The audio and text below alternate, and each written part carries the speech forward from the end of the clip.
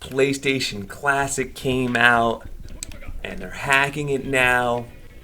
But you still need to get that USB thumb drive. You still got to hack it up. Raspberry Pi, PlayStation emulation is just great already. RetroArch has all the speed hacks, some adjustability, add bezels, save your state, rewind, change between D-pad and analog stick, on and on and on and on. There's a divide here. Original consoles and remakes versus the emulation world.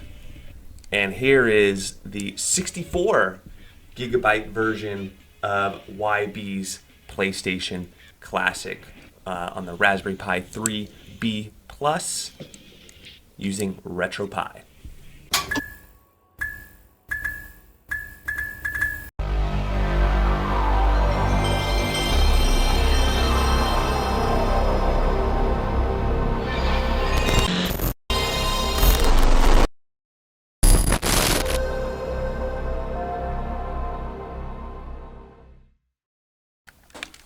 Switch to my Logitech, because it's a more appropriate PlayStation controller. So after you're done setting up your controls, there's just two menus here, RetroPie, Config, and PlayStation. You can see 97 games in total. It does have that awesome loading screen when you boot up your Raspberry Pi. The file size is going to be 59.4 gigabytes, which is 63,864,570,000 bytes. I highly recommend a SanDisk Ultra or a Samsung Select or Samsung Pro. Not Pro, but Pro's good. It's kind of outrageous. You don't need that. Or the Plus, Samsung Plus. Now, you can hit Start at any time. Go to these menus here. Change your user interface settings. Add a controller. Remove a controller. You just unplug it. But set your controls up. When you're in the actual PlayStation menu here, you can hit select. You can search games really easily. So J, we go down to Jet Moto. 3, 2. I think we can even do this and do descending. File name descending. Go back again, and as you see that kind of, it's still, so I guess the other way is the way to do it. Because look, Jet Moto still not in order. So small, I mean, some people who might have OCD, maybe that's going to really mess with you, but hopefully everyone else. Okay, now the Mega Mans are in order this way. Okay, but not all the games. Okay, anyways, I'm just showing you the adjustability with just a controller, because I think a lot of people aren't going to necessarily get into the nitty gritty, and you just want plug and play stuff, and those are some really simple things you could do with your controller. As far as RetroPie, you could change your splash screens if you want. So go on Wi-Fi. I'm plugged into the internet right now. The reason you might want to do that is you can go ahead and expand your file system, and you can put this on a 128 gigabyte SD card, and then you'll have an extra 64 gigabytes remaining of space that you can throw in an additional 100 games on it, for example, or 256 or 400, whatever it is. Okay, really quick RetroPie setup. Just to see what version of RetroPie this is on. 4.4.4, updated 12 days ago. So that means that this will work for the Raspberry Pi 3B Plus and the Raspberry Pi 3B, no problem. So let's go ahead and have a look at these games, huh? Let's start select, and let's just go to the first letter, which is numbers, I believe. Okay, so I gotta go A. That's cool. I never knew that they'll remove letters if there is no letter. So there's no YZ here. It just goes from X to A because there's no games that start with that letter. So that's cool. It actually makes for less, scrolling around. Nice small little detail, programmer detail. Okay, so here we go. We got Armored Core, Bloody Roar 2 and 1. And so these are called video snap previews. These are little, video files that let you preview the game before you select into it. Then you got Capcom vs. SNK, Castlevania, Chrono Cross, Crash Bandicoot 1 to 3 plus Racing, Dead or Alive, Destruction Derby 1 and 2, Dino Crisis 1 and 2, Driver 2, Einhander, really cool side-scroller, Fatal Fury, Fighting Force 1 and 2, Final Fantasies, Gran Turismo, one of my favorite games, same with Grand Theft Auto, Jet Moto 1 to 3, Legacy of Kain, Soul Reaver, Legend of Mana, Marvel Superheroes vs. Street Fighter, and Marvel Superheroes, and Marvel vs. Capcom. Mega Man's, lots of those. Metal Gear Solid, Metal Slug X, Mortal Kombat Trilogy, NBA Jam, Need for Speed 3, Hot Pursuit. Look at those graphics. Parappa the Rapper, Parasite Eve 1 and 2, Pepsi Man, really underrated game right there. Ridge Racer Type 4, Rage Racer, Rampage 1 and 2, Rayman, Resident Evils, Ridge Racer, Rival Schools, Road Rash, Samurai Showdown, Silent Hill, Soul Blade, Spyro 1, 2, and Year of the Dragon. Starblade, Striders, Tekkens, Tomb Raiders, Tombas, Twisted Metals, all of them, 1 through 4. 2 wrestling games, Wipeout, X-Men vs. Street Fighter to add to the fighter games, and then Xenogears. So lots of fighter games in here, for sure. All the classics, the Tekkens, Street Fighters. Really cool. There's actually a lot more Street Fighters for the PlayStation, like the EX series. But, again, you can add a lot of that stuff. All right, let's try Marvel Superheroes. Arcade mode, here we go. So let's talk controllers for the Raspberry Pi 3B and B+. I'm using the Logitech F710. Really solid controller, been out there for years.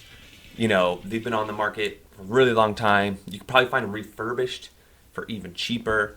And Logitech, I'm a big pro on Logitech refurbished products. If you want to go a little cheaper, go with the wired version. That's the 310.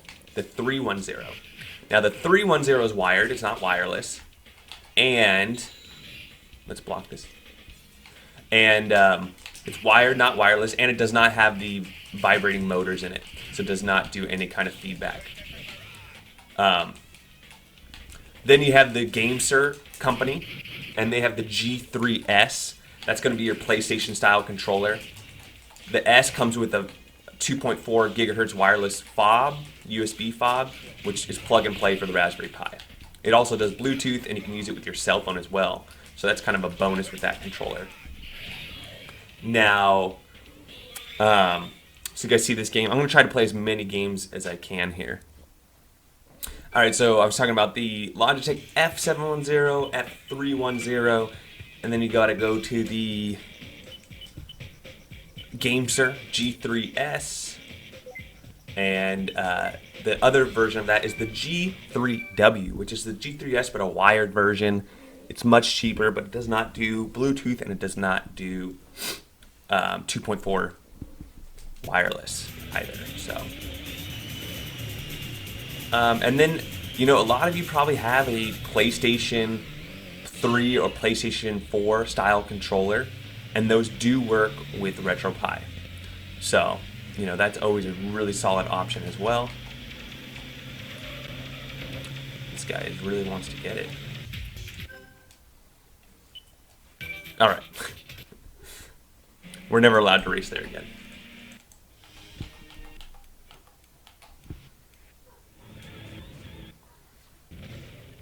All right, we got the spreader now.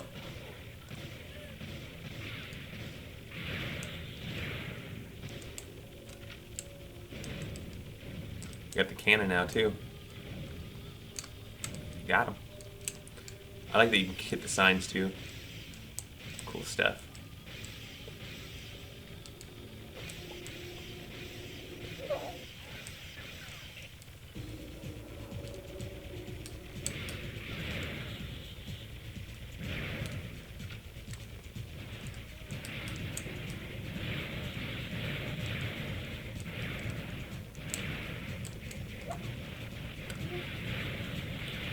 Get the wasp again? I think that's what we have on right now, yeah.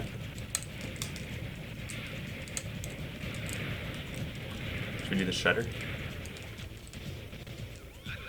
Can we rotate the shredder? There we go.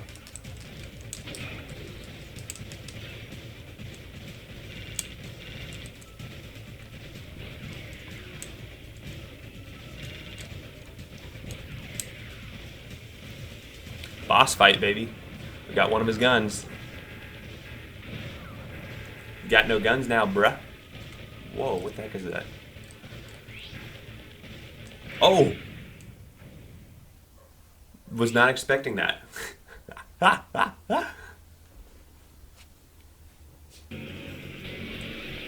Look at those waves. I think this is the big jump coming up.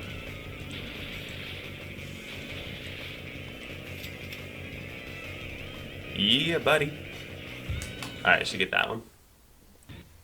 Alright, so yet another PlayStation classic style image, and 100 games this time, 64 gigabyte. I think that's a selling point because 64 gigabyte SD cards are now like 10 bucks, 11 bucks.